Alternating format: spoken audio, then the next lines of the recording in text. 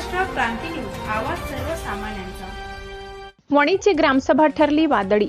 पाणी, gas, wine शॉपवरून नागरिक आक्रमक। वणी ग्रामपंचायतीची ग्रामसभा विविध प्रलंबित नागरी प्रश्नांवरून चांगलीच वादळी ठरली।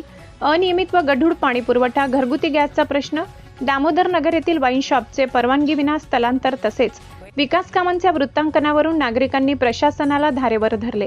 गढूळ पाण्यामुळे महिलांनी आक्रमक भूमिका घेत पाणी पुरवठा तातडीने सुरळीत करण्याची मागणी केली। यावर ग्रामपंचायत प्रशासनाने लवकरच आवश्यक उपाययोजना करण्याचे आश्वासन दिले। गणेश देशमुख, पूनम थोरात, सतीश जाधव यांनी विविध प्रश्नांकडे प्रशासनाचे लक्ष वेधले, तर ग्रामपंचायत सदस्य किरण गांगुर्डे यांनीही महत्त्वाच्या मुद्द्यांवर प्रशासनाला जाब विचारलाय।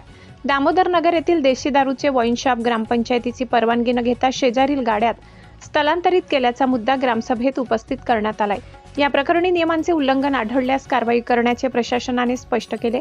घरगुती गॅस वितरणातील अडचणींबाबत नागरिकांनी इंडियन गॅस एजन्सीविरोधात तक्रारी मांडल्या।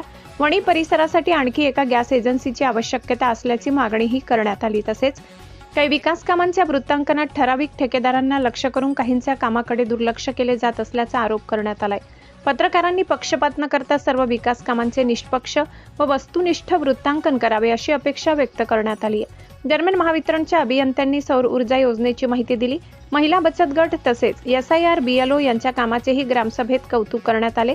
नागरिकांनी मांडलेल्या प्रश्नांवर केवळ आश्वासने न देता वेळेत ठोस कार्यवाही करावी अशी अपेक्षा ग्रामसभेत व्यक्त करण्यात आली। अशाच नवनवीन बातम्या पाहण्यासाठी आमच्या महाराष्ट्र क्रांती न्यूज या YouTube चॅनलला लाईक करा, सबस्क्राईब करा आणि बेल आयकॉनला प्रेस करा।